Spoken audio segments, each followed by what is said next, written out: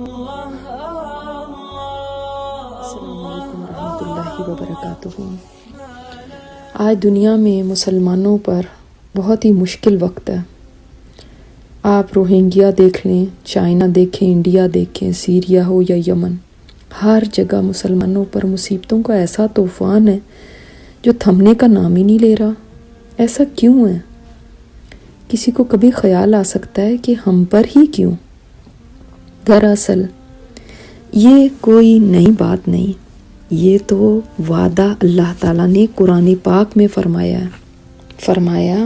حسب الناس ان یترکوا ان یقولوا آمنا، کیا لوگوں نے یہ سمجھ لیا کہ وہ اتنا کہنے پہ چھوڑ دیے جائیں گے کہ ہم ایمان لائے، وہم لا یفتنون، اور وہ آزمائے نہیں جائیں گے، آزمائشوں کی بھٹی میں ڈالے نہیں جائیں گے؟ اور یہ کوئی نئی بات نہیں ہے۔ فرمایا اگلی آیت میں وَلَقَدْ فَتَنَّ الَّذِينَ مِن قَبْلِهِمْ، ہم نے تو ان سے پہلے لوگوں کو بھی آزمایا تھا۔ کس لیے؟ کیوں آزمائش آئی تھی؟ فَلَيَعْلَمَنَّ اللَّهُ الَّذِينَ صَدَقُوا وَلَيَعْلَمَنَّ الْكَاذِبِينَ، تاکہ اللہ تعالیٰ جان لے کہ ان میں ایمان کے دعوے میں سچے کون ہیں اور جھوٹے کون ہیں۔ یعنی آزمائش تو سب کی ہوگی، کسی کی کسی طریقے سے اور کسی کی کسی اور طریقے سے۔ تو ضرورت تو آج اس بات کی ہے کہ آزمائشوں کی اس بھٹی میں پڑنے کے بعد انسان اپنے حوصلے بلند رکھے، صبر کرے اور اللہ سے دعا کرے کہ اے اللہ اس آزمائش سے ہمیں سرخرو کر کے نکالنا، جان جائے تو جائے، ایمان نہ جائے، مال لوٹے تو لوٹے، ایمان نہ کہیں لٹ جائے۔ سب سے زیادہ فکر ایمان کی ہونی چاہیے، کیونکہ ان حالات سے گزرنے کے بعد کسی کا تو ایمان پہلے سے بھی زیادہ مضبوط ہو کے سامنے آتا ہے اور کوئی ایمان ہی کھو دیتا ہے، کبھی خوف کی وجہ سے، کبھی اللہ سے بدگمانی کی وجہ سے، کبھی آنے والے وقت کے خدشات کی وجہ سے۔ یاد رکھیے یہ کوئی دنیا میں پہلی بار نہیں ہو رہا۔ تاریخ اسلام میں جھانک کے دیکھیں تو بے شمار مثالیں ایسی ہیں کہ دین کی خاطر قربانیاں کی گئیں، اور صرف مردوں نے نہیں کی، عورتوں نے بھی کی۔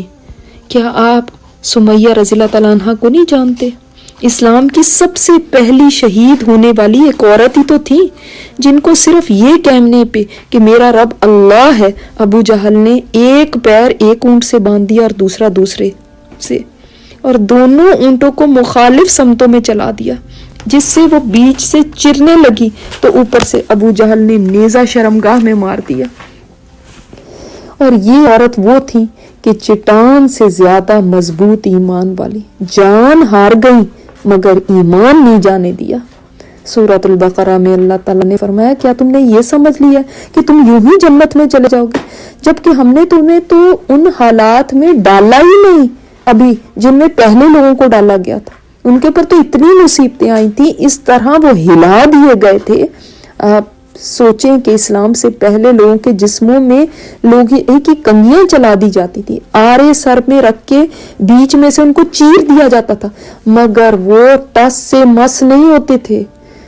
پہلے لوگوں کی مثالوں میں ایک اور عورت کی مثال آپ دیکھیں، وہ عورت جس کو یہ کہا گیا کہ دنیا میں جتنی عورتیں آئیں ان 4 عورتوں میں ان کا نام آیا، اور وہ ہیں بی بی آسیہ، جن کے اپنے شوہر فرعون نے ان کے اوپر ایسے ایسے ظلم ڈھائے کہ سن کے روح کانپ اٹھتی ہے۔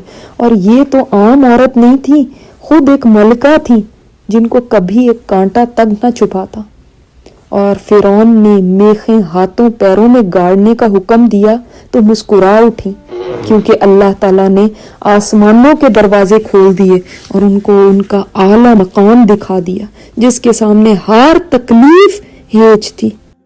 آج آپ کہیں پر بھی صرف اس لیے اگر ستائے جا رہے ہیں کہ آپ ایک اللہ کا نام لینے والے ہیں یا اللہ کے حکموں پر چلنے والے ہیں، تو الحمدللہ کہیے کہ اللہ نے کسی قابل سمجھا ہی ہوگا تو آزمایا ہے۔ ڈٹ جائیں اللہ کے نام پر، کیونکہ آپ اس امت کی بیٹی ہیں جس کی تاریخ ایسی عورتوں کی مثالوں سے بھری پڑی ہے جو رہتی دنیا تک کے لیے پیغام چھوڑ گئی کہ کٹ جانا، مر جانا، مگر اس دین کے معاملے میں کبھی کسی کے آگے نہ جھکنا۔ اللہ تعالیٰ ہمیں ان آزمائشوں سے سرخرو کر کے نکالے اور اللہ تعالیٰ ان مصائب سے سب کو محفوظ رکھے۔ السلام علیکم ورحمۃ اللہ۔ یہ اسپیکر استاذہ نجیحہ ہاشمی ہے۔ ان کی مزید آڈیو سننے کے لیے لاگ ان کریں الرحمہ.org پر ARRAHMA.org۔